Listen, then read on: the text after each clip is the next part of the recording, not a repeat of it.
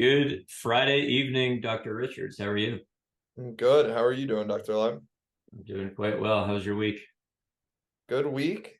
Feel like it's still pretty brutally hot outside out here, but Yeah. it's I guess that's what you get for being in Philly in middle of July. So Yeah. um yeah, but how about you? How's the week been? Good week. Solid. Yeah, the humidity's intense. So this morning was a crazy thunderstorm. So dark, and now it's like hot as can be. Wait, what time was the thunderstorm? Yeah, it was like woke me up at like 4. Maybe it was just in Springfield. I don't know if I it might made have it slept. into the city. Okay. It's either that or I slept right through it. I don't know. But no, normally when I drive to work now, it's about 6 o'clock, a little earlier when I get out the door. And because it's summer, it's been decently like the sun's been coming out. Today it was just like pitch black. It was, Huh. yeah, and it was pouring. So Oh wow. and Yeah. then it must have cleared, later on, but it was pretty bad. So all that humidity that was rain now is just heat. Yeah. Yeah. It's good. It's just like you're in a wet blanket at all Yeah, times. at all times. Yeah. So I'm getting in a pool after this. Hopefully you can find a way to do the same. See what I can do. All right, so today we're going to touch on the principles of strength training, and this is going to be the first part of a series that we're going to do, just discussing the different modes of training, and then eventually I want to summarize that all together and give listeners, a decent like a protocol or some type of idea of how to mix training into their daily lives, and we will discuss like what do you do, if you're more towards have an athletic endeavor, if you have a specific endeavor, or for I think most of our listeners would be just more of like a general fitness idea, and then also discuss how do we fit these modes of training in when someone's got an injury and it's more towards rehab, and when it's more towards performance, and understanding where it's really not that different, but there are definitely different things we have to look at, but the principles all remain the same. So I feel like strength training is probably the best mode of training to start with. It's oftentimes, I know where I start clinically. What's in your clinical experience? How do you view strength training as a physical therapist, but also then, just from a performance standpoint? As a physical therapist, I think it's always like an integral part of something we do, and in some respect, and strength training, I think people think of traditionally as like external load via weights and things like that. But um, I think we can break down as just like the ability to get up and down from the chair, or get up and down off the ground, and like training that is a form of strength training depending on what the actual goal is. So I think it's pretty general, but that it's something that's involved in almost everything we do. Our ability to just keep ourselves up and fight against gravity, is strength. And Yeah. it's also control, and it's stability, and there's endurance parts to it. There's a lot that goes into it. But I think it's not always the driving factor that's going to make things feel better in a rehab setting, but a lot of times it's at least part of the picture.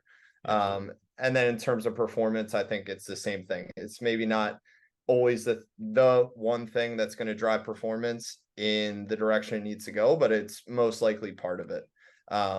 So just figuring out, person to person, how much of a part that plays, and the specifics of it is going to come down to an individual basis. But that's kind of how I view it. What about yourself?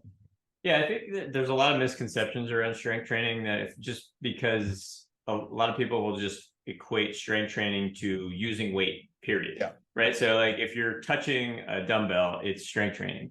And Yeah. you and I both know that that's not true. So I think it's looking at it as, to me, it's like a starting point for a lot of people, whether it's rehab or strength training, or sorry, Yeah. just performance in general, because the parameters of it really are teaching people how to gradually tolerate more intensity, right? Mhm. And that intensity can be viewed from a lot of different places. So if there is an injury, it doesn't necessarily mean really heavy weights, but it just means progressively heavier weights within that tolerance of whatever the injury can tolerate. And why I think it's a good starting point is because oftentimes the repetition and volume is low. It does not have to be high. Like the intention is not to do a lot of reps. It's not to get sweaty. It's really to just progressively be able to tolerate more of a challenge. So one of the ways to look at it is that you're actually able to do just one rep,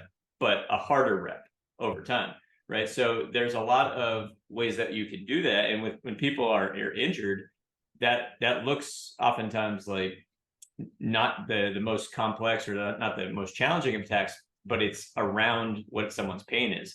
So it might just be as simple as if somebody was squatting and they had no pain, no injury, you're just progressively trying to see like what's your max squat. But when somebody has an injury, you might be doing the same movement, knowing that without an injury, they can do way more, but you're doing maybe 30% of the intensity that you would do without the injury. But even within that 30% starting point, you're trying to push that to 35%, 40% within the tolerance of whatever the injury can be. So I think it's actually one of the safest places to start, which is, I think, the misconception. People are oftentimes very fearful of weights and load, and they think that's the thing that's going to injure them, where oftentimes, to me, it's more of overuse, doing too much of the same thing, doing something you can already do, but just doing more of it, where with strength training, it's taking something that you might not do well yet and just gradually getting you to do more, to do that thing better, but not necessarily doing as much repetitions. Mm-hmm. I think too, like what you were kind of talking about with the squat in terms of, if someone's not injured, we're just training up to, increase their max strength or find a max, versus when they are injured, say whatever it is, and you're only able to train a certain percentage. I think also kind of there are likely things that you can do outside of that are more so like green light activities too for a specific injury, where you can train still at a really high percentage in addition to some of the movements, for a specific person, say like it's a knee injury and it's squatting and they can only tolerate 30% of their load on a squat, but then maybe you can get them on seated knee extension or something else that is related to what's going on, but that they are able to continue to train hard. And I think being able to come at it from both directions, like, okay, we know these are the movements you have troubles with, or you have trouble with, that we have to limit load on it, but still progressively load it. And then we can also supplement that with, okay, we know you do well with these movements and we can train it pretty hard. Yeah. And I think both ends of the spectrum there is always useful, and often necessary in terms of rehabbing an injury. Yeah, I think that's a really good point. And I think, again, that's another thing, depending on the setting that you're in, from a physical therapy standpoint, oftentimes it gets overlooked because we can get so pigeonholed into just treating the joint that's injured. And we're, strength training that, but it always looks like it's so, the intensity is so low because the sensitivity of the tissue might be so high that you can't really do much. But it's being able to look at the body as a whole and separate out the things that really are totally safe to, keep the intensity really high, make the overall fitness of the person stay high, and then be more cautious around the area that might be closer to symptoms.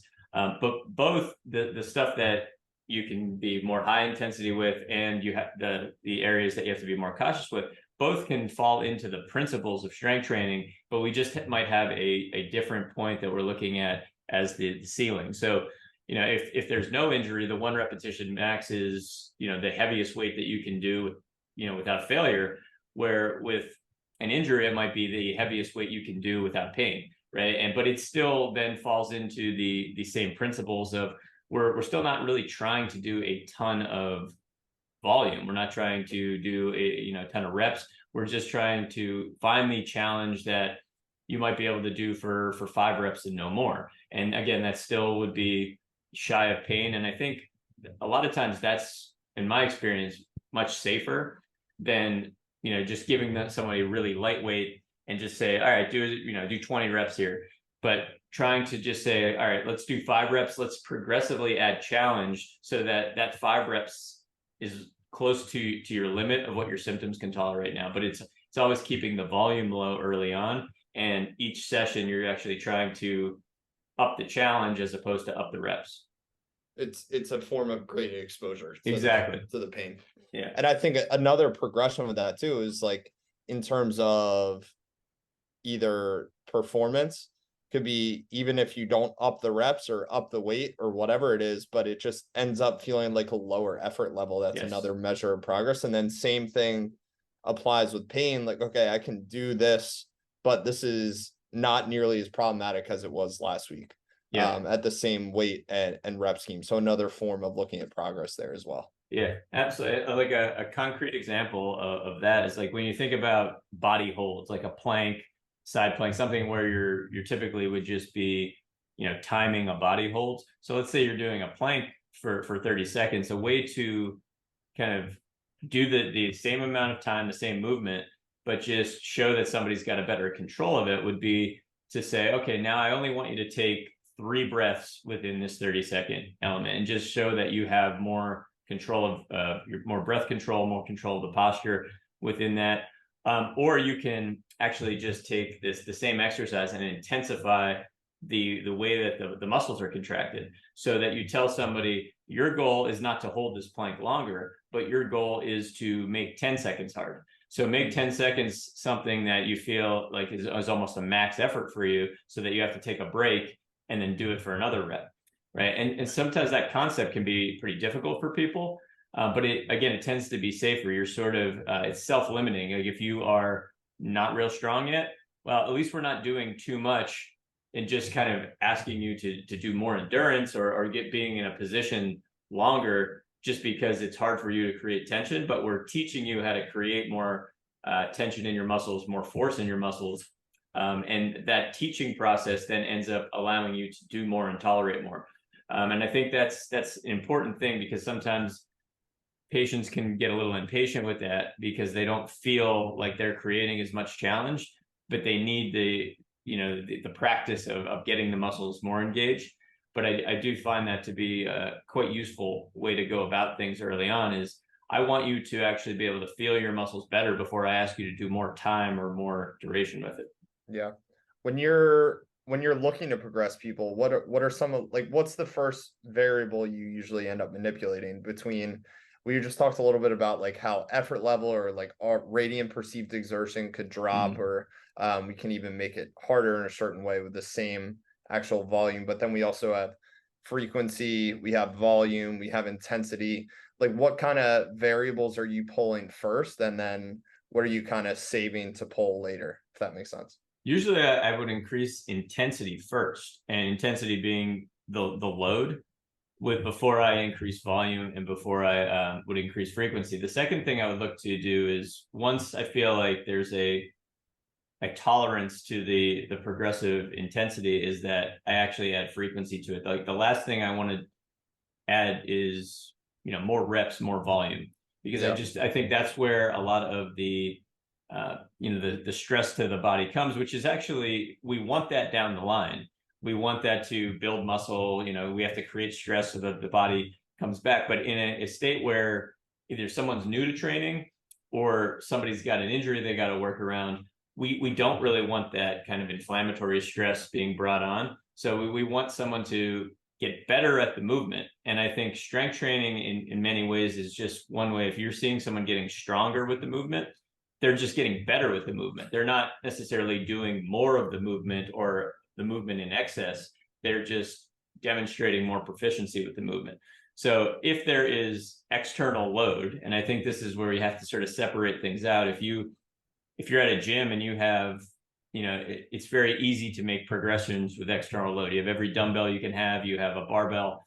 Then I'm looking at finding movements that people can do, and big bang for your buck movements, but stuff that's not too complex for them, and just going from body weight and then adding the next increment of weight for no more than 5 reps, and doing that for several weeks until I find somebody's like true max, where they start to feel like, yeah, I can't go any heavier than this, or if they go any heavier, they're going to lose positional control and it just doesn't feel safe anymore. So I'm usually manipulating that first, and like as far as how much break you get between sets, it's really dictated by how challenged the individual feels. So I'm not trying to put any type of time limit on how quickly someone has to go from one set to the next. But a lot of times early on with beginners, people, because you're almost making it too easy purposely, because there's really no reference for what's hard yet. People go through their exercises a lot quicker than when you're actually really, really strong and you're doing really, really heavy weights. Like one set takes so much out of you that you're taking 2, 5, 10 minutes, depending on how heavy the weights are between sets. So, but I just kind of make that a variable that's up to the individual at that moment. So it's not something I'm looking to manipulate until down the line. Mm-hmm. And so you said intensity first, and then volume is kind of last. Volume is last, and then I think actually density, which would be, I did a podcast discussing the difference there, where you sort of, volume would just be, okay, I've upped my intensity, I'm doing heavier weight, but now I'm going to do more sets of that. So if I was doing 5 sets of 5, now I'm going to make it 8 sets of 8. But I'm kind of still not rushing between sets, and I'm getting that volume in however I want. I could spread that throughout the course of the day. I could spread that into multiple sessions if I wanted. Mm-hmm. And then density would be more of like what we kind of think of with CrossFit style WODs, where it's like, okay, you're going to do some decently heavy weight, you're going to do a bunch of reps, and you're going to do it for time, right? And it's going to be that type of idea, is like we're kind of getting that metabolic stimulus where now we've worked ourselves up. We could tolerate heavier weights. We could tolerate more volume. Well, let's put a time element into it and try to get it done quicker. That to me is the last thing that I'm going to add in. And I think it's useful to add in at some point. It's nice for people to see that progression where it's like, now you're doing heavier weights. You see that you can not only do heavier weights, but you can do more of that heavy weight. Now we could do it quicker, and you're still not breaking down, like you're pretty fit at that point. But that becomes the last piece. And I put that in, it's a version of strength training when you start to add the density in. But to me, it's not the principle of like absolute strength training. I'm starting to look at that as more hypertrophy, metabolic conditioning at that point when I add the density piece. Mm-hmm. And so this is a lot with like you being able to have access to equipment. How's like that progression look different if you're working with someone and they don't have really much equipment or don't have any? How does that change, or is it the same principles and kind of progression? It's the same principles. It's just, it tends to be, if you're doing a purely body weight progression, it tends to be a bit more difficult to objectively make small increments of change. Mm-hmm. But it really just looks like if you're, gymnastics training, right? And for some people, it could be, all right, I just want you to be able to do a better push-up. So if someone like can't do a push-up, I want them to be able to do a push-up. Like that becomes a great strength progression. Like I want them to just be able to do one push-up well. If they can do a push-up, I want them to do harder push-ups. So I might progress somebody to, all right, you can do 25 push-ups, no problem. Can you do a handstand push-up? All right, like wall supported handstand push-up. Let's work towards that. So then there would be, a progression from a push-up to a harder push-up. Instead of just adding more push-ups and say, all right, we'll now do 50 push-ups, would be, let's progressively elevate your feet. And, or we can, use different implements if you can make it work, where you're using rings or things like that, or an unstable surface. But let's just say like there's no equipment, just body weight, then I'm progressively elevating feet, and you can use couches, you can use chairs for that, getting closer to a upright, overhead, a handstand push-up when your feet are on the wall or something like that. Or you can go from 2 pillars of support to 1, so you can start to manipulate closer to a 1-arm push-up. But just the idea is to do the same movement but make it harder, not do the same movement for more reps. And I think that's the important distinction there. So it gets a little trickier there, but I think it's a worthy endeavor to think of things that way, instead of, okay, well, I don't have any equipment, I can only have my body weight, so now it's just endurance, muscular endurance work all day, where I'm just going to do a ton of reps. That ends up leading to overuse in my experience, and also you're not actually getting stronger a lot of times. After a while, you're just, because you're not adding any challenge to the movements you're already doing. I think tempo is another one that's like Yes, easy to manipulate to just make things harder at home without external load. absolutely. The Yeah, and you can adding make that pauses, yeah. absolutely. Yeah, you can make that pretty objective too. Like, you put a very specific time in the different phases of, the down, the hold at the bottom, the up. So yeah, I think tempo is actually a great way to challenge people, but it also, I think it's quite safe, right? If you start slow, a lot of times if there's an injury to work around, you can stop if you need to modify, like right as you would feel any onset of symptom. Hmm. And what, like, we talked about, you mentioned push-ups, like what's kind of, do you have a like baseline number where you're saying, okay, someone can do this amount of push-ups, maybe it's time we start to up the ante on what they're doing at home if they're training at home? So my basic principle a lot of times is if I'm thinking strength, I'm thinking sets of five, right? Hmm. If and it doesn't mean like you go to six that you're not doing strength, but that's just how I kind of think of things in my head. So if I see somebody could do five solid push-ups, then I'm going Hmm. to start early on. I'll often try to change the tempo or change the challenge for them first. And I like to do that because a lot of times it's also just out of somebody's norm. So just to say like, all right, let's try to make your push-up, what you feel comfortable with, harder. And that oftentimes just brings up other questions. It starts to show some instabilities, throughout the movement for people that we can then start to work on. So it becomes a discussion point as much as anything. But I find that it's a safer way to progress, and then it ends up.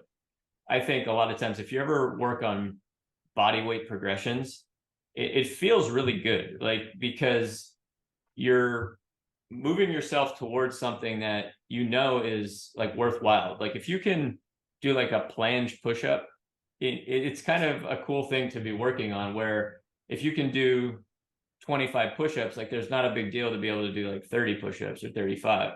But just like teaching people to do a harder thing, I think it ends up creating a little bit more buy-in.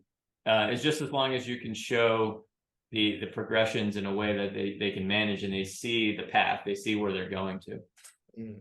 And so we've talked a lot about progressions. Would regressions kind of abide by the same rules of like, okay, say a push-up is too hard, they can't do one. How are you regressing that to then build towards that? Yeah. So there's a lot of different ways to modify push-ups. What I've fallen into a lot lately is I take two yoga blocks, I put one at the chest and one at the pelvis, because we tend to see the same compensations for a push-up. And that's another tricky thing about body weight movement is it's a little less objective to say like, okay, what counts as a push-up? And you make like one little adjustment to a push-up, same thing with a pull-up. Like somebody who can do 10 pull-ups, you make one little adjustment to that, they might not be able to do one, right? And Yeah. that's pretty common. So you have to have some type of standard for what you're looking for. So I use the yoga blocks right at the chest and at the hips to say like, all right, I want you to generally contact the chest and the hip block at about the same time, because the compensation tends to be that the hips sag. So that would mean the hips would get there before the chest on the way down, or the hips stay a little too high. So the chest would get there before the hips. So just giving that reference for, all right, can you touch, the chest and the hips at the same time, or the blocks at the same time? And then you can progress the highest block position, the medium block position, the lowest block position, and then eventually take the block away. And you could cut blocks in half. Like you could certainly put different spacers in between. But and I used to do elevate the hands, but I found that it was hard for people to. It didn't make the technique any easier. It made the ability to push up and down easier, but the ability for people to be in the position I wanted them to didn't improve by elevating the hand. I feel like starting on the ground, because that's where the eventual goal is better. And then the blocks just manipulate the range of motion, sort of akin to how you would do a box squat and just get people to squat deeper. Hmm. So yeah, it's like the same progression for or regression for principles or anything. Like you're Mm-hmm. just going to potentially an easier version of the exercise and then building up some type of intensity, and then what do you say second? Intensity, frequency, then volume? Yeah, I think like intensity and like frequency, the difference between like frequency and volume to me would be to just to say, all right, like we're still gonna do like a set of 5, but maybe you kind of like grease the groove with that where you do it a couple times a day, where that sort of starts to build in volume, but Yeah. like the idea is that you're still not doing too much in any one bout of exercise. Where volume, I think, combines a little bit of both. Where we want to actually maybe do 8 reps now, or we want to add Yeah. some more in one bout of exercise, but then we also might want to add more frequency, which then just overall you're just doing more work. So volume ultimately just means you're doing more work. It's a combination of the load you're lifting and the just the amount of reps and sets you're doing. So it's everything. You're just doing more. But frequency, I separate that out in my head at least, because when I started to give people advice about exercise, I'll just say just start with like once a day or 3 times a week, 5 sets of 5. And then that might turn into, if you feel you're okay with this, before we start, having you do more in any one bout, just see if you can do a couple extra sets throughout the course of the day of these movements, not in any type of formal, exercise program, but just see if you can tolerate a couple extra movements throughout the course of the day. And that's sort of, if you're familiar with the strong first terminology, is like grease the groove, where you're just, if you walk by a pull-up bar, do 1 or 2 good pull-ups and just kind of get in the habit of doing that on top of maybe a formal strength program. And just that starts to, it's sort of like a segue to more volume. And then the last thing I think again is density, which when you're starting to do density work, like you should have already owned the fact that you've gone through a process of slowly increasing your intensity and slowly increasing your volume, and now you just say, okay, I'm confident that I'm not going to hurt myself by doing all this faster. Yeah. Yeah, the density piece is you have to be proficient enough to actually be able to handle that under significant fatigue, whether it's actual local muscular fatigue or most likely in that case starting to get into some more systemic or more like cardiovascular fatigue as well. Absolutely. And I think that's one of the reasons that you see a lot of people tend to get hurt when they do group fitness, boot camp style stuff, because that throws people into density right away. Right. So if we have these definitions and we're able to separate them out, to me, then that's also how we can regress people, and they can still stay in whatever exercise environment they want to stay in. But if you're educated on the idea that, okay, what are we doing with this particular workout, and what can I regress it to? Well, a lot of times it's just that the movements aren't the problem. And I think the movements tend to get blamed. Like in CrossFit, everybody's got a problem with the kipping pull-up or the doing Olympic lifting, but the movements themselves, if you break them down and you can control each movement, they're not the problem. The problem oftentimes is too much density too soon that they're not ready for because they were just thrown into it. But if you get really proficient at the movements themselves and get, basically that's getting stronger, in my opinion. So if I'm just working on improving my proficiency of the movement, I'm getting stronger at the movement because I'm able to do more load, but I'm not rushing into how many reps I have to do and how much time I have to get it done in. I'm just practicing the movement. And by practicing it, I'll be able to tolerate more load. And then I've gone through a process of gradually being able to tolerate more volume with that.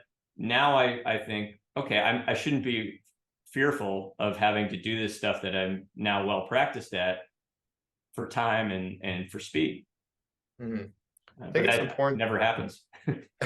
I think it's important to note too that it's like most of these adaptations, like strength adaptations, are generally pretty slow in nature, and that we tend to see maybe like a pretty quick boost in strength, or like what we would indirectly measured strength, meaning like more weight on the bar or something along those lines, because of almost more proficiency at the movement and just getting it better at it, more so than actually like your muscles are adding tissue Right. to actually get stronger. And I've seen a lot, like I think of the Olympic lifts with this actually, with people, like as they get better at it, sometimes they almost get better and more proficient more quickly than their body is able to handle, where they almost start to run to some overuse issues because they're able to handle this much more load, but like from a very local level, like their quad tissue, for example, just isn't able to handle that load Right. that they can now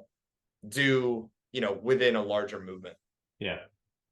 Absolutely. So it's nice to have a system. I think what the basic discussion that we're going to have over the course of these next couple episodes is just how to think about things as systematically as possible, so that you can continue to progress really from an ongoing perspective, but also try to keep things as safe as possible. And I think the other end of that is not to get lost in maybe some of the propaganda that certain things are healthy for you and other things are really unhealthy for you. Like, I don't buy into that there's movements that are particularly like really dangerous. It's just usually somebody hasn't gone through the proper progressions to be able to tolerate what was being asked of them. And I think when we have that idea, then we don't have to kind of judge things and judge classes, judge communities as being healthy or unhealthy.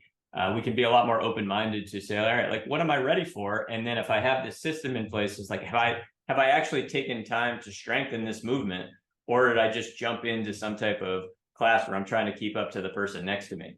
And that is a lot of, I think, what fitness is for people that aren't in the fitness industry. Or it's like, I'm going to get a DVD for home. I'm going to do something like, and I don't want to like degrade anything. Like, I've done a lot of these workouts myself, but something like a P90X or, like things like that, where they're actually great movements, but it becomes too much about, just working harder, getting a sweat, right? Like, not understanding that there might be a progression to just being able to own that movement. And to me, that first progression is getting stronger at the movement based on the principles, what we're talking about. So if I wanted to be more concrete with that, I would say like a good rule of thumb is like 5 sets of 5, right? It can be less than that. It doesn't have to exactly be that, but just to have some type of protocol could be 5 sets of 5. That's 25 total reps. That's not a ton of volume, but it's making those 5 reps hard, making it progressively harder too. So we're trying to not necessarily bring things to failure, but each time you come back to your workout, if you're in a week program, maybe you're doing a little bit more the next week than you did the week before. So that mentality of, I'm not just, doing a workout for the sake of doing it. I'm not just holding weights, but I actually have a plan to say that I'm progressively doing more, but more within the parameters of 5 sets of 5. And there's no rush to get those 5 sets of 5 done. Mm-hmm.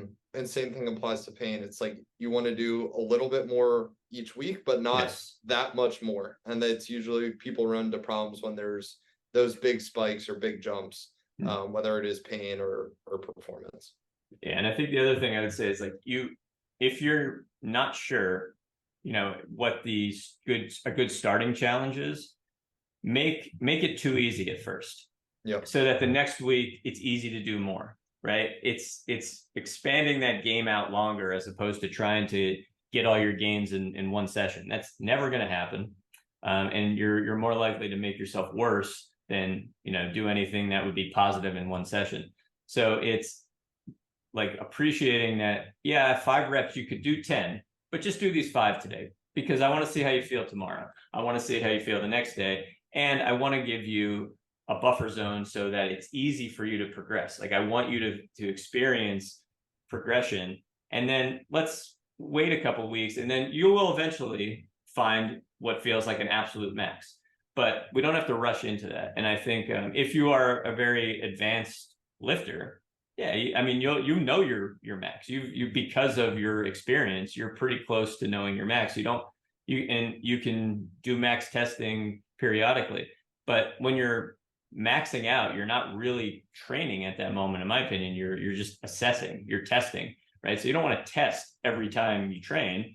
You want to understand where you are, or you want to build up to something that you've never done before. So if you're a beginner, everything is new. So allow it to be a little bit too easy. And that's the thing I often have to educate my especially new clients on, because they have this expectation that if they're not working really hard that they're sort of like wasting their time, or it's like, no, this is kind of what strength training is. This is going to get heavier. I'm asking you to just, trust me that I want it to be a little bit too easy today. And a lot of people don't have issue with that, once you explain it. But it's not going to feel like cardio. It's not going to feel like you're sweating. It's not going to feel, like you're speeding things up, right? So, respect the rest breaks. Take as much time as you need. And sometimes that's difficult for people to appreciate until they get closer to what feels like a 1 repetition max or something like that. Mm-hmm. Yeah, it's that like the fittest, quote unquote fittest, the fittest people in the world are like the ones who are able to always do this like the most consistently over the most amount of time, and it is slow, and so you have nothing necessarily like gained by just selling your soul in one session, right? So yeah, so and just so to summarize and just to try to make it more concrete, like a good way that I tend to start people with a at-home program is a lot of people will have at least like 1 dumbbell, and a lot of people have those dumbbells that are easily adjustable nowadays.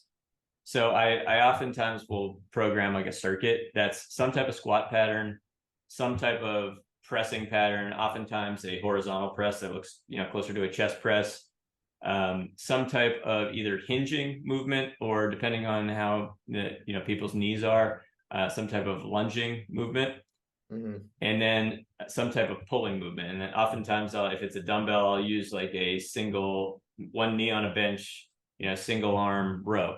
So you got those 4 movements, and then again you can sometimes throw a 5th one in there, which would be like some type of core hold, like a plank, a side plank, something along those lines. And I start with just generally either 3 sets of 5 or 5 sets of 5, depending on conditioning, and say it's going to be too easy the first week. The next week, it's going to be a little harder. And I just want you to be able to progress each week until you tell me that now you can't go any heavier. Yeah. And at that point, then we start to modify things a little bit. We either have to find, they do less reps because now that the weight has gotten heavy enough, or now we start looking at going back down in weight and adding the volume in. And so that's generally the way that I look at things as a starting point. It's not that it's right, it's just easy and it's consistent. And that consistency is a starting point then that I can assess. If somebody's got an issue with it, then I modify. But I just like having that starting point, and that could be a starting point for anybody that's just looking to get started at home. If you don't have even the dumbbell, then it could be something as simple as you're looking at like getting closer to a 1-legged squat. So that becomes your pattern. So you can use different seats, to progress to like a 16-inch chair and then drop it down to eventually a 12-inch chair. And you're working on progressing range of motion. And that could be your push now could be making your push-up harder. You still can kind of work on lunge patterns, but we can then start to think about manipulating, forefoot elevated or front foot elevated split squats or things like that, where we're sort of manipulating things to get it closer to 1 leg to add challenge. And then if someone can do different types of pull-ups, you can talk people into getting some type of TRX that they can hang from the door to do some type of rowing movement. But the conversation always has to be around, okay, here's your movements. And the movements aren't, we can negotiate on movements. Like there's nothing sacred about movements, but it's just, we'll try to be as balanced as we can. The key discussion is, how do you make this 3 to 5 reps harder? And how do you objectively see progress with that at home? So that's a little bit more difficult with body weight, but it absolutely can be done. So then that becomes the discussion. Well said. Anything to add to that? No, I think took the words right out of my mouth and then some. Yeah, I mean, and I know you have a population probably where you're working that you're a little bit more high performance, probably a bit younger population. So, you're probably able to do quite a bit more early on with people. But, I think the principles, I don't know if you would agree, would stay the same, whether you're working with people that are 60 plus or you're working with high school athletes. Yeah, 100%. As long as you're a human, the principles are the same. So Yeah, I hope that was clear. And this is just going to be, you know, phase one, and we'll discuss in the next podcast. We'll probably go into discussing things like power training and, you know, the principles of power training, which is kind of similar to strength training, but then there's just a speed element. But we'll discuss that, where to put that in, like where would that fit, maybe even just how to blend that right from strength training into power training. But that's how I envision these next couple of podcasts going. We can then discuss things like speed training, endurance training, how cardio, right? All of these different things you hear in fitness. Where do you fit them in? How do you think about them? How do you do them if you're at home with very little equipment? How do you do them if you're at a gym and you got all the equipment that you want? Sounds good. All right, so I will see you next week. See you next week. Later.